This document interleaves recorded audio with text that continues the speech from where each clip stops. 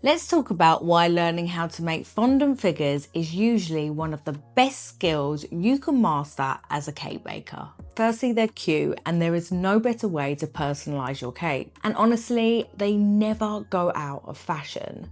If you can make them for your cakes, your design will always stand out. From a crowded industry of buttercream cakes and plastic cake toppers, your cakes are definitely going to be way more sought after and unique. And once you've learned the basic techniques and have templates and weights in hand, you can sculpt them really easily with confidence. In this video, I'm going to give you my top 6 tips to help you start making fondant figures step by step today. Tip 1. The paste you choose makes a massive difference. If you're using fondant, make sure you add CMC to give it that extra strength. But for most of my models, I use Saracino modelling paste only.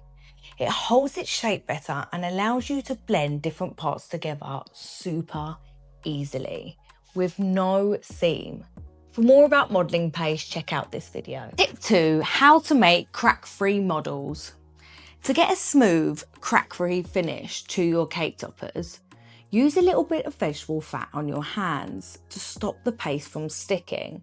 And before you do anything, you'll want to really knead and pull the paste out 3 or 4 times. This will get rid of any air pockets and warm up and soften the paste so it gives you a lot more time to work with it before it dries and sets. You must always start with a beautiful crease-free ball. Modelling isn't as hard as people think. It's just a series of shapes and learning how to use different parts of your hands and fingers as tools. For example, a teardrop flattened becomes an ear. A tapered sausage is how you start a leg. Without this bit being perfected, you'll end up with sausage legs every time. To learn all of your shapes and get your hands on this practice sheet, download the full video series in description. It's completely free. Tip 3. The secret to modelling each body part.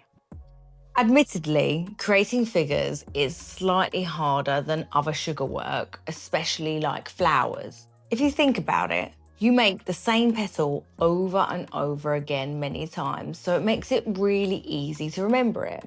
But when you're creating characters, you're working through each body part only once, unless you're making the arms and legs, and then you get 2 goes at it. And it's the same for the facial features. And you have to remember that the proportions change and the placing of the features on the face depending on how old the model is. So that's why I've created the Ultimate Modelling Masterclass.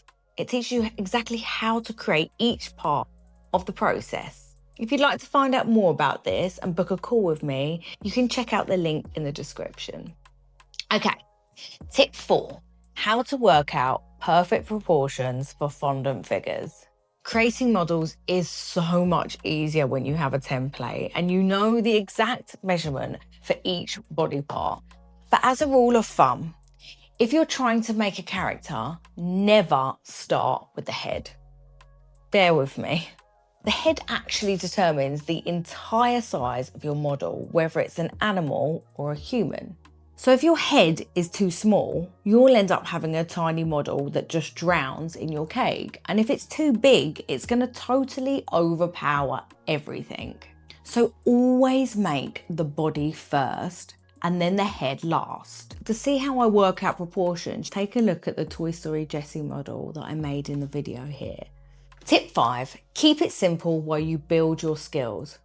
More detail does not mean better or more professional. Be happy with where you are and do not rush your skills.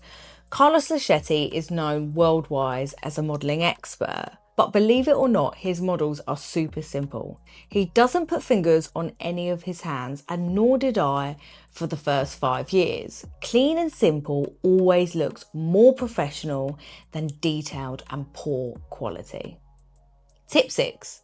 How to stand models and stop them from sagging or squashing down. We've all done this a million times, but you've got to add supports. This helps your models stand and keeps them from collapsing and falling over. For children's cakes though, safety is super important, so be extra careful. I go into more detail about kids' cakes here. For most models, a wooden skewer or a stick going through the supporting leg into the body is more than enough. I cannot stress this enough.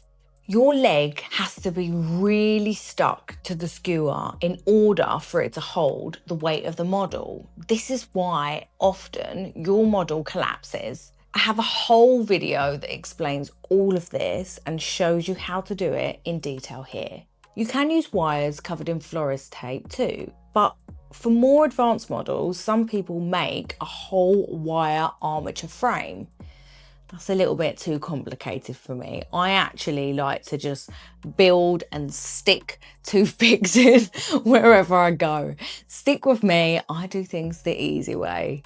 If you want to jump into modelling with me by your side, grab your 4-part video series below. It's totally free and I'll be able to walk through everything with you step by step to make sure you've got your foundations perfect. As always, everything I've spoken about is in the description, and let me know in the comments if there's anything you would like me to do in a video coming up. Otherwise, subscribe, like, all that jazz. Thank you for watching again, and I'll see you in the next video.